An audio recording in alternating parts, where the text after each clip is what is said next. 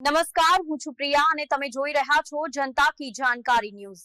નજર કરીએ આજના સમાચાર ઉપર। ડીસા શહેરમાં દર વર્ષની જેમ આ વર્ષે પણ ભાવિક ભક્ત દ્વારા દશામાની મૂર્તિના વિસર્જન માટે વિશેષ વ્યવસ્થા કરવામાં આવી છે, જે વાડી રોડ ટેકરા વિસ્તારના અગ્રણીઓ દ્વારા છેલ્લા 10 વર્ષથી સુંદર આયોજન કરવામાં આવે છે, જે અંતર્ગત આ વર્ષે પણ પલટન મંદિર પાસે રાજીવ ગાંધી આવાસ યોજનાની બિલ્ડિંગ પાછળ વડવૃક્ષની બાજુમાં શ્રી દિશામાની મૂર્તિ વિસર્જન તળાવનું ભવ્ય આયોજન કરવામાં આવ્યું છે, જેમાં સેવાભાવી લોકો દ્વારા ચા, ફ્રૂટ, નાસ્તો, પાણી અનેક સુવિધાઓ રાખવામાં આવી છે।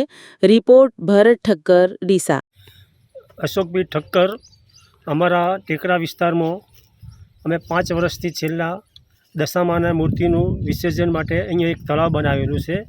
એ તળાવનું સ્થળ છે નહેરુનગર ટેકરા પલટન મંદિરની બાજુમાં રાજીવ ગાંધી આવાસ યોજનાની પાછળના ભાગમાં વીટી રાણા અને વુડ વૃક્ષની બાજુમાં એક તળાવ બનાવેલું છે। આ તળાવમાં અમે દરેક બહેનો જે વ્રત કરે છે એ બહેનો માટે એક વિસર્જન માટે એક તળાવ બનાવેલું છે। અને આ તળાવમાં દર 10 દાડા પૂરા થાય અને 11મા દિવસે અમે વિસર્જન માટે જે બહેનો આવે છે બહેનો માટે અમે ફરાળી નાસ્તો પણ કરીએ છીએ। બટાકા છે, બટાકા પૌવા છે, કેવડો છે, એ બધું ફરાળ માટે અમે બહેનો માટે સગવડ કરીએ છીએ। ચા પાણીની સગવડ કરીએ છીએ। અને અહીંયા દરેક બહેનો ભાઈઓને મારી એક વિનંતી છે કે આ શનિવારે છેલ્લો દિવસ અને રવિવારે વહેલા સવારના આવી અને અહીંયા વિસર્જન માટે દરેક વધારે એ મારી દરેક બહેનોને ભાઈઓને વિનંતી છે